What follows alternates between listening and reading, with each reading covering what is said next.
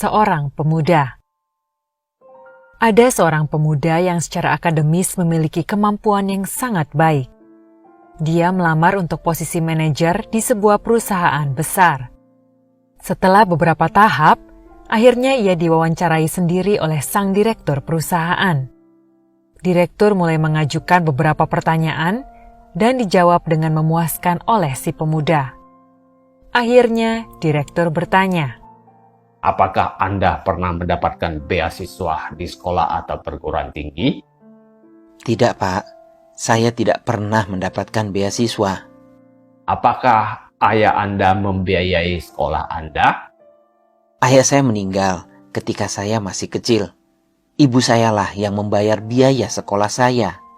Di mana ibu Anda bekerja? Ibu saya telah bekerja selama belasan tahun sebagai tukang cuci. Direktur meminta pemuda itu menunjukkan tangannya. Setelah melihat tangan si pemuda yang halus dan lembut, direktur kembali bertanya, apakah Anda pernah membantu ibu Anda mencuci? Tidak, Pak. Dia selalu ingin saya belajar dan belajar lebih banyak dan fokus pada studi saya. Selain itu, dia bisa mencuci baju lebih cepat daripada saya. Direktur menganggukkan kepalanya. Ia lalu meminta si pemuda sebuah permintaan aneh.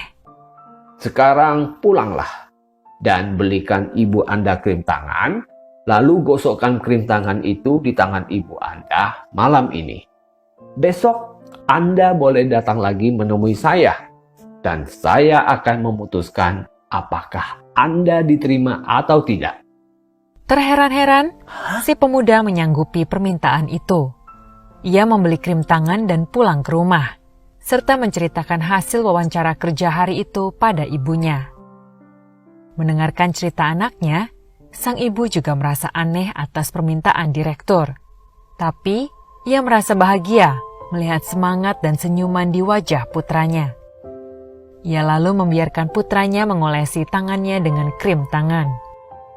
Pemuda itu mulai melakukan apa yang diperintahkan oleh direktur. Ketika ia perlahan-lahan mengolesi dan memperhatikan tangan ibunya, air matanya mulai menetes. Tangan ibunya sangat kasar, penuh keriput, bekas luka, dan memar akibat gerusan sabun cuci, air, dan pakaian yang ia cuci. Saat itulah pemuda itu pertama kalinya menyadari betapa besar pengorbanan ibunya setiap hari untuk membayar biaya sekolahnya. Keesokan harinya, ia pergi ke kantor direktur dengan mata sembab. Direktur pun bertanya, coba ceritakan apa yang Anda lakukan kemarin. Saya mengoleskan krim di tangan ibu. Lalu saya menggantikannya mencuci baju, Pak. Boleh, saya tahu. Bagaimana perasaan Anda sekarang? Pemuda itu menarik nafas, lalu berkata, Pertama, saya tahu bahwa tanpa pengorbanan ibu, saya tidak akan berada di sini hari ini.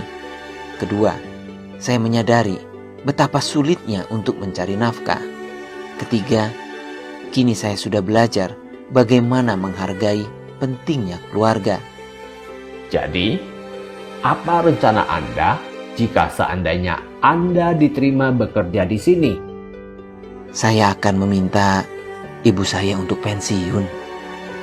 Setelah mendengar jawaban si pemuda, direktur berkata, Ini adalah yang saya inginkan dari manajer-manajer saya.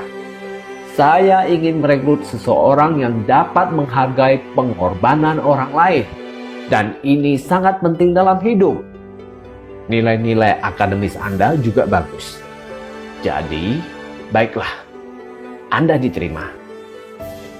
Hargailah segala jerih payah, upaya, serta pengorbanan yang telah diberikan orang-orang yang kita cintai demi untuk mendukung kesuksesan kita. Karena tanpa bantuan orang lain, kita tidak akan mampu mencapai sesuatu.